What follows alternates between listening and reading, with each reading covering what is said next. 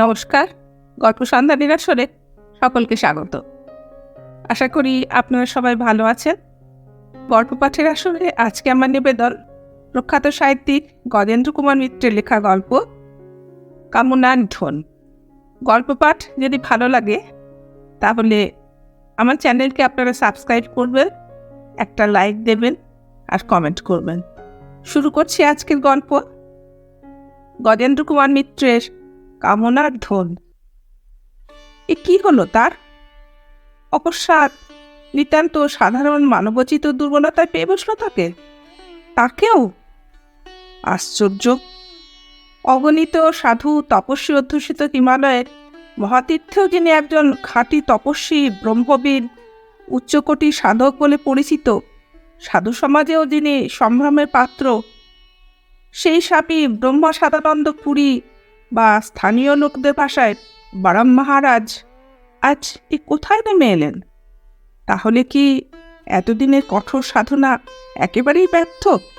হাস্যে ঘি ঢালা হয়েছে? এতগুলো লোকের, সাধু ভক্ত সাধারণ লোক, সকলের পরম শ্রদ্ধার পাত্র কি সকলের চোখে হাস্যাস্পদ হয়ে উঠলেন? দীর্ঘ 17টা বছর কি তাহলে মিথ্যার পিছনে ছুটেছেন? সত্য বৈরাগ্য বলতে কিছু নেই? আত্মপ্রবঞ্চনাই করেছেন? না, কাম, কামনা, লালসা, রিরংসা, যে কোনো শব্দই বলুন, সেসব কিছুই নয়। দুর্বলতা বলতে প্রধানত লোকে যা বোঝে তার সঙ্গে ওর ওই মানসিক অবস্থায় কোনো সম্পর্ক নেই। শুধু ক্রোধ, অপরিমাণ, প্রচণ্ড জ্বালা একটা, দেহে মনে দুঃসহ দাহ। মনে হচ্ছে চারিদিকে প্রলয়ঙ্কার সর্বনাশ একটা আগুন জ্বালিয়ে ওই দুটো নরকের কীটকে পোড়াতে পারলে শান্তি পেতেন একটু।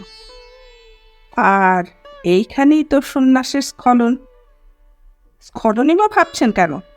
কোথাও উঠলে কিছু সত্য সত্যই আঁকড়ে ধরতে পারলে তবেই স্খলন পতনের কথা ওঠে। ওর এই ক্রোধ, মনে হচ্ছে ওই মেয়েটা তাকে প্রবঞ্চনা করেছে, এই বোধ। এর অর্থ কি এই নয় যে জীবন, তার খ্যাতি, প্রতিষ্ঠা তিনি ত্যাগ করে এসেছেন, তার জন্য এখনো মনে কিছু ক্ষোভ, দুঃখ আছে? সে জীবন সম্বন্ধে এখনো আগ্রহ বা ঈর্ষার অন্ত নেই? শুধু ক্রোধ হলেও এত বিচলিত হতেন না বরেন মহারাজ। পুরাণ, মহাভারত, রামায়ণ যা পড়েছেন সবেতেই বড় বড় মুনি ঋষির অকারণে বা তুচ্ছ কারণে দুঃসহ ক্রোধ অনুভব করার বহু উপাখ্যান আছে। এই কারণটাই তার কাছে যে বড় লজ্জা। শুধু ফেলে আসা জীবনের জন্য বেদনা বা দুঃখ কি নস্টালজিয়া নয়?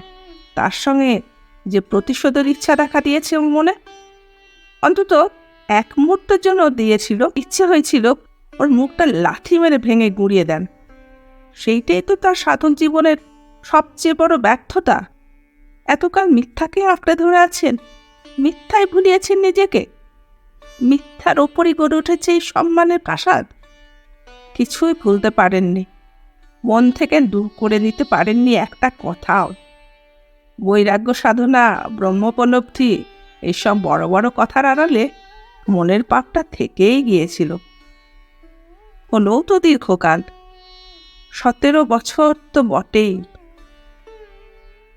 তবু সেদিনকার সে জীবনের একটা কথাও তো ভুলেননি। সমস্ত মনে আছে, প্রতিটি আনন্দ, বেদনা, দীর্ঘশ্বাস, আকুলতা, প্রথম প্রেমের সমস্ত যন্ত্রণা।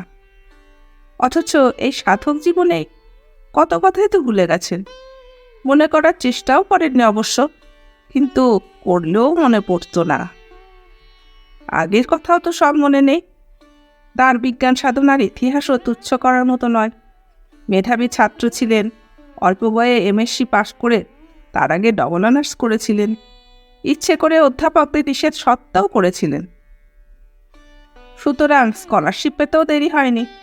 যুক্তরাষ্ট্রের এবং জার্মানির নামকরা দুটো বিশ্ববিদ্যালয়ে ডক্টরেট নিয়ে ফিরে এদেশের সবচেয়ে বিখ্যাত বিজ্ঞান ইনস্টিটিউটে একেবারে প্রধান অধ্যাপকের পদে যোগ দেন। তখনও তার ওখানে লেকচারার হবারও বোধহয় বয়স হয় না। বেশ কাটছিল জীবন। বিবাহ করেননি, করার জন্য যিনি জিদ করতে পারতেন সেই মা অনেকদিন আগেই গত হয়েছেন। বাবা চিরদিনই উদাসীন ধরনের মানুষ, থাকতেনও কলকাতায়, অত তদবির করে উঠতে পারেননি।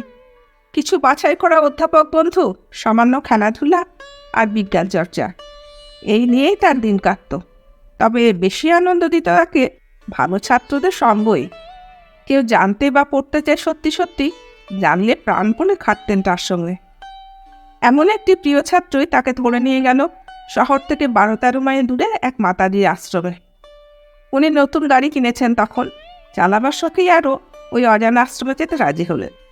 কিন্তু অর্ধ অনিচ্ছায় গেলেও জায়গাটি তার ভালো লাগলো। শান্ত পরিচ্ছন্ন পরিবেশ, মূল মন্দির ছাড়া সবই খড়ের চালা কুটির। সামনের বড় একটা আটচালা নিচে মাতাজি প্রতিদিন অপরাহ্নে শাস্ত্র ব্যাখ্যা করেন, উপদেশ দেন, ভক্তদের প্রশ্নের উত্তর দেন যেদিন যেমন। সুন্দর বাগান একটি আশ্রমকে ঘিরে, তাতে ফুলই বেশি, ফলের মধ্যে নারকেল আর আম গাছ। মাতাজি দক্ষিণ দেশীয়, ইংরাজি বলেন মাতৃভাষার মতো, সংস্কৃতেও কথা বলতে পারেন। এছাড়া ফরাসি, হিন্দি, বাংলাও ভালো জানেন। ওর কি মত তা জানা যায় না ঠিক, আলাপ করে যা বুঝলেন অধ্যাপক।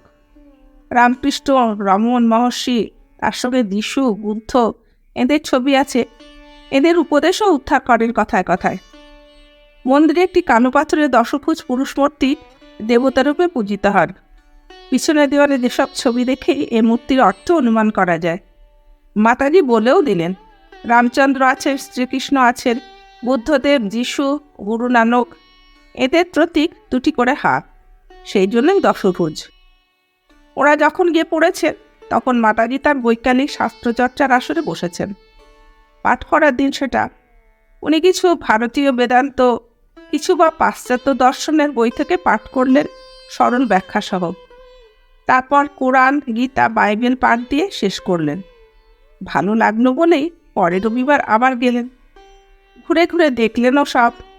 আশ্রমবাসিনী শিষ্যাদেরও দেখলেন, আলাপও হলো।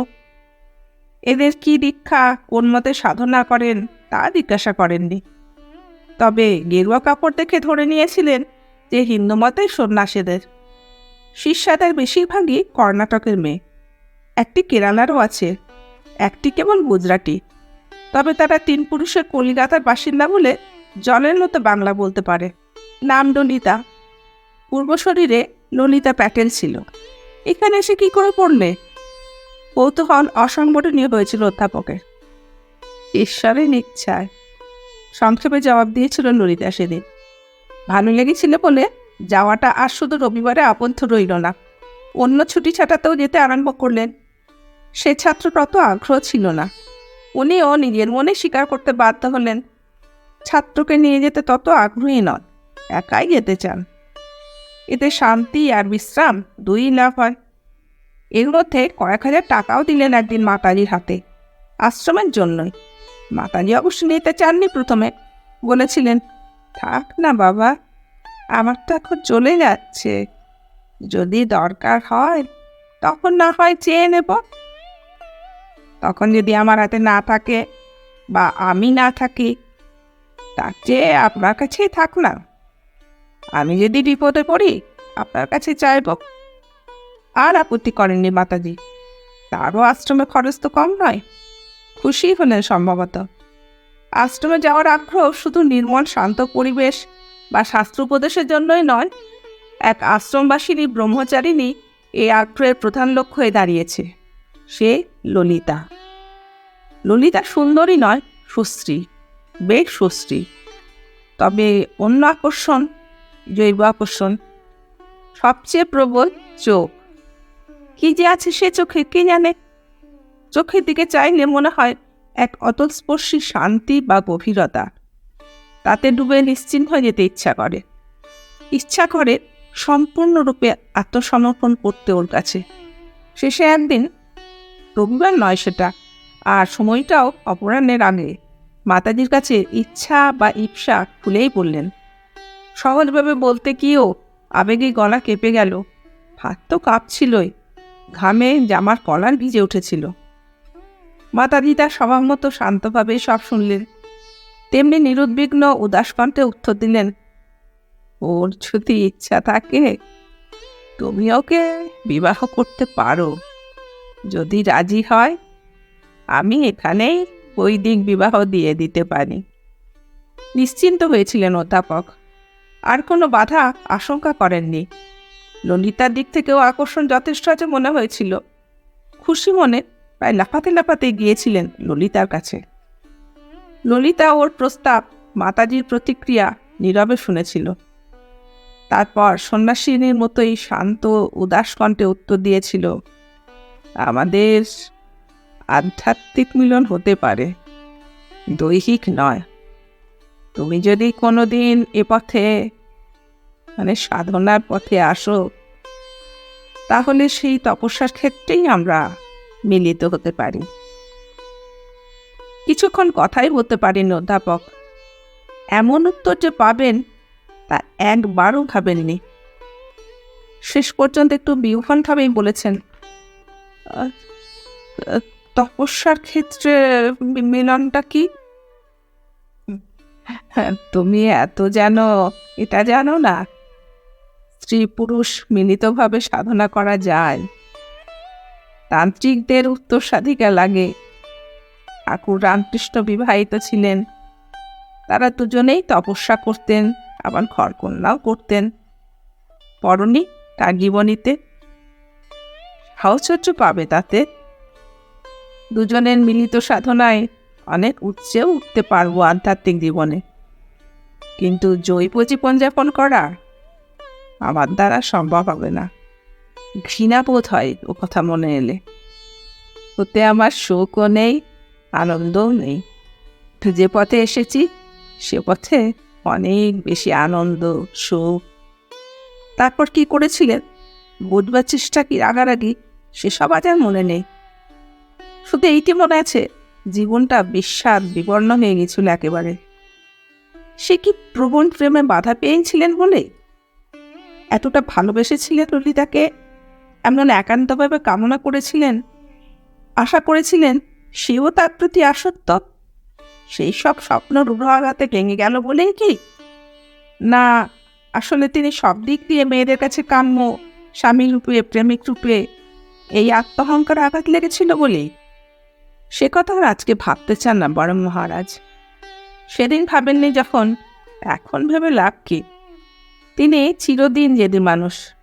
যখন যা ধরেছেন তা শেষ করে ছেড়েছেন। এই ঐকান্তিকতা, একান্ততা ছিল বলেই লেখাপড়ায় এত উন্নতি করতে পেরেছেন। এই বিপুল প্রতিষ্ঠা ছাড়লেন এক কথায়, সব পড়ে রইল। কাপড় জামা বই খাতা বলেই নয়, একটা পয়সাও সঙ্গে নিলেন না। এক বস্ত্রে চলে এলেন কপর্দক শূন্য অবস্থায় উত্তরকাশী।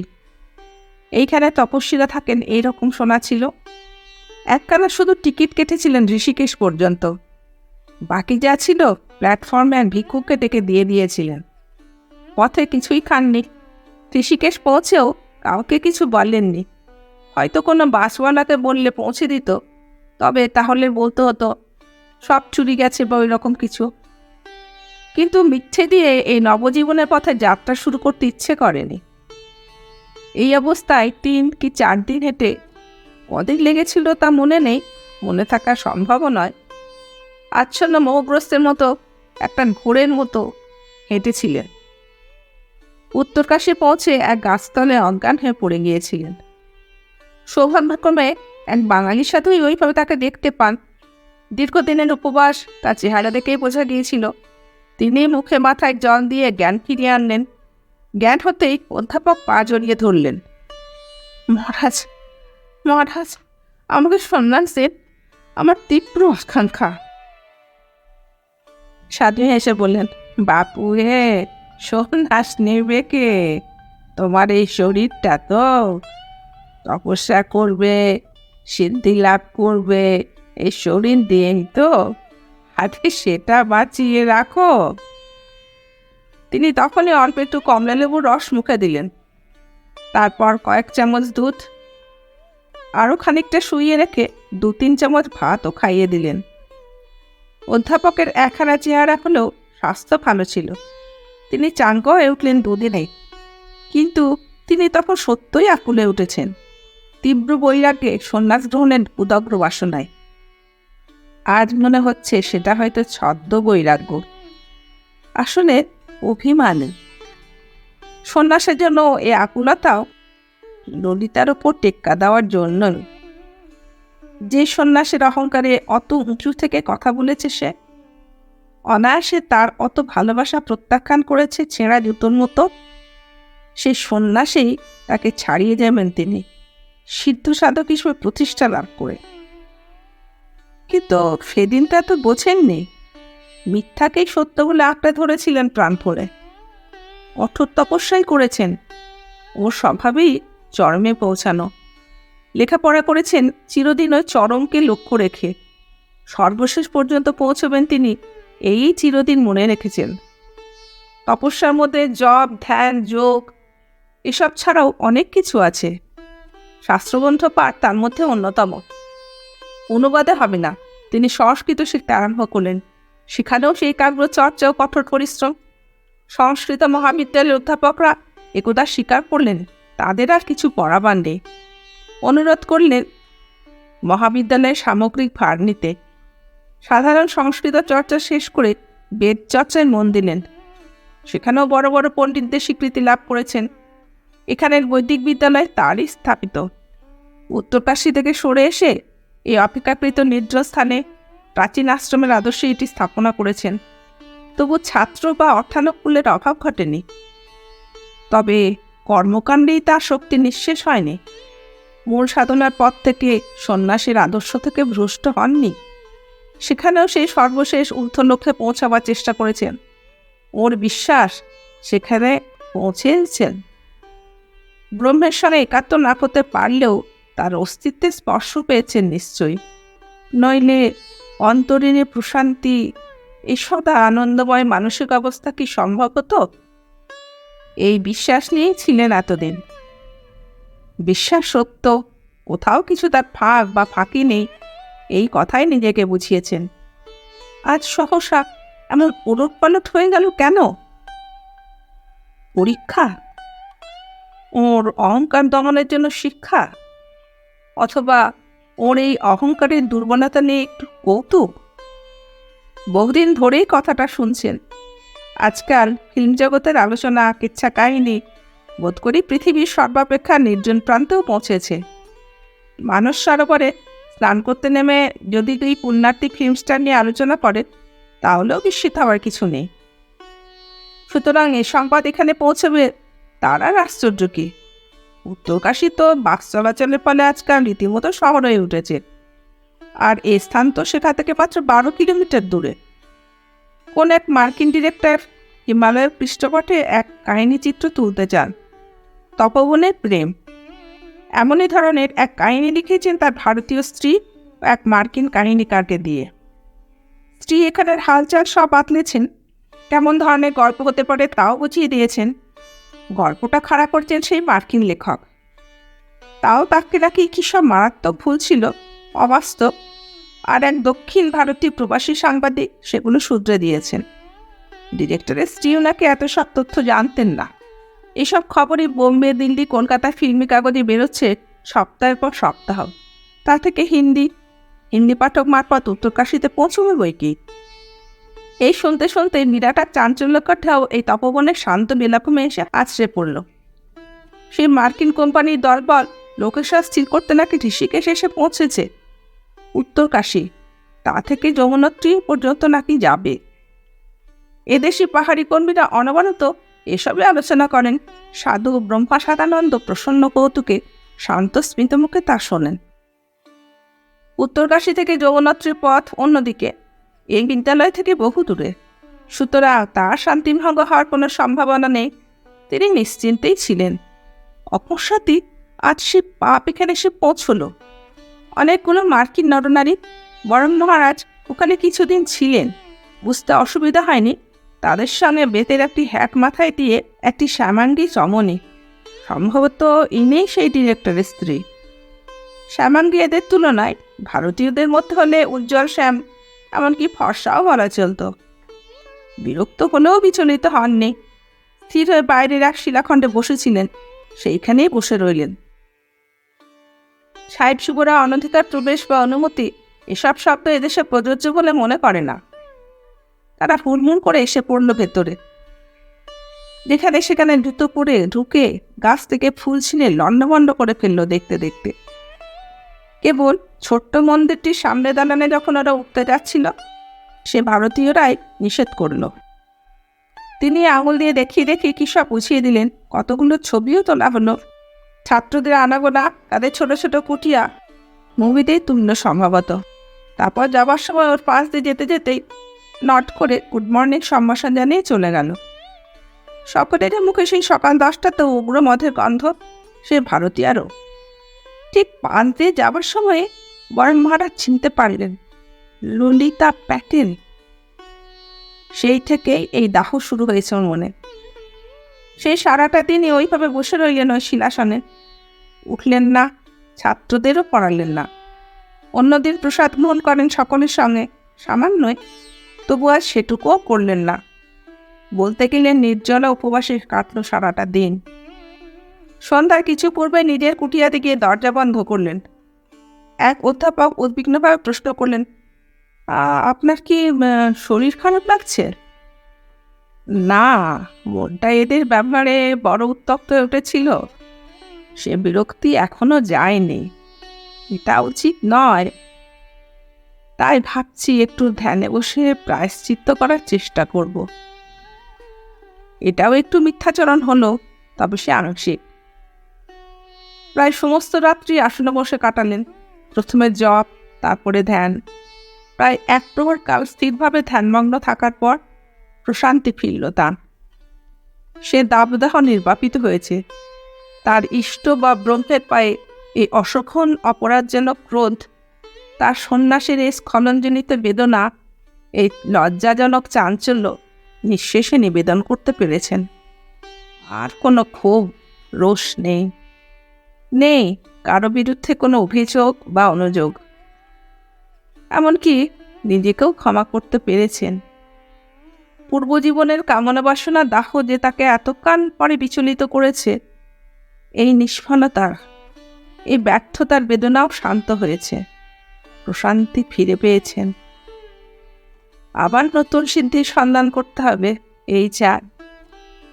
তাতে দোষ কি? লক্ষ্যে যে পৌঁছতেই হবে তার কোনো মানে নেই। সিদ্ধিও যার, পথও তার। সাধনা, সাধক সবই তারই ইচ্ছা সম্ভূত। না, আর কোনো গ্লানি নেই মনে। প্রভাতে তাকে অন্যদিনের মতোই সহজ ও প্রসন্ন ব্যবহার করতে দেখে ছাত্ররা ও অধ্যাপকরা আশ্বস্ত হলেন। দিন কাটল যেমনভাবে অন্যদিন কাটে। কোথাও আর কোনো অনিয়ম, উদ্বেগ বা অশান্তির কারণ ঘটল না। একেবারে সন্ধ্যার দিকে আবারও একটি দ্বীপের শব্দ উঠল এই নিস্তব্ধ তপবনের পথে। ভ্রুকুঞ্চিত হয়ে উঠেছিল বই কি ব্রহ্মা সদানন্দের ললাটে। সেটা স্বাভাবিক প্রতিক্রিয়া। কিন্তু তখনই আবার ঈশ্বর স্মরণ করে প্রাণপণ চেষ্টা নিজেকে দমন করলেন। বিরক্ত বা ক্রুদ্ধ তিনি হবেন না কিছুতেই। জিপ কিন্তু ভেতরে এলো না। হাঁটাপথে আশ্রমের প্রবেশপথে দ্রুত পা ফেলে দেখা দিলেন বিগত দিনে সে ভারতীয়া মেম সাহেব একা। ওরা সম্ভবত অন্য কোথাও লোকেশন দেখে উত্তরকাশী ফিরছেন। মেম সাহেব একা একটু বেঁকে এখানে এসেছেন অন্য কোনো উদ্দেশ্যে। সাধু ব্রহ্ম সদানন্দ সেদিনও সে পাষাণ আসনে বসেছিলেন, তেমনি স্থিরভাবে বসে রইলেন। ললিতা কাছে এসে একটু হেঁটে ওকে দেখে একটু হাসল। তারপর সোজা হয়ে দাঁড়িয়ে বলল, এখান থেকে যাওয়ার পর পথে মনে হলো তোমাকে চিনেছি। আসলে পরশু সুরার মাত্রাটা বড্ড বেশি হয়ে গিয়েছিল তো, তখনও নেশা কাটেনি। নইলে তোমাকে চিনতে দেরি হতো না, এ সন্দেহ দেখা দিত না। তুমি একটুও বদলাওনি। ন্যাড়া মাথা হলেও চিনতে অসুবিধা হয় না। তারপর একটু চুপ করে থেকে বললেন, হ্যাঁ, বিয়ে করেছি শেষ পর্যন্ত। দেহজ পিপাসারই জয় হলো। তবে তোমাকে বিয়ে করলে সুখে হতে পারতুম না। বৈজ্ঞানিকের স্ত্রীরা বড় অবহেলিত হয়। গুডি গুডি লাইফ, স্বামীর সংসার দেখা, শুধু ও আমার পোষাতো না। এ জীবনে উত্তেজনা আছে, বৈচিত্র্য আছে, সেইটাই বোধহয় আমি চেয়েছিলাম। সেই জন্যেই সন্ন্যাস নিতে এসেছিল। হাউএভার, চলি, গুড বাই। এইবার সাধু কথা কইলেন, বললেন, না, একটুখানি দাঁড়াও, আমার একটু কৃতজ্ঞতা জানাবার আছে, একটু ঋণ স্বীকার। তোমার কাছে আমি বড় কৃতজ্ঞ। তুমিই আমাকে পথের সন্ধান দিয়েছিলে, এদিকে ঠেলে নিয়েছিলে। নাহলে জীবনে যে এত আনন্দ আছে তা জানতেও পারতুম না। আর সত্যি, তোমার সঙ্গে বিয়ে হলে তুমিও সুখী হতে না, আমিও না। আমি ঈশ্বরের কাছে প্রার্থনা করছি, তুমিও যেন একদিন জীবনের সত্য পথ দেখতে পাও, এই আনন্দের স্বাদ উপভোগ করতে পারো। যাও, আর ধরে রাখবো না। ললিতা আবার তেমনই দ্রুতপদে অরণ্যের আড়ালে অদৃশ্য হয়ে গেল। দূরে আরও একবার জিপের শব্দ উঠল, ক্রমে সে শব্দও মিলিয়ে গেল একসময়। নমস্কার, আজকের মতো গল্প পাঠ এখানে শেষ করলাম। সকলে ভালো থাকবেন।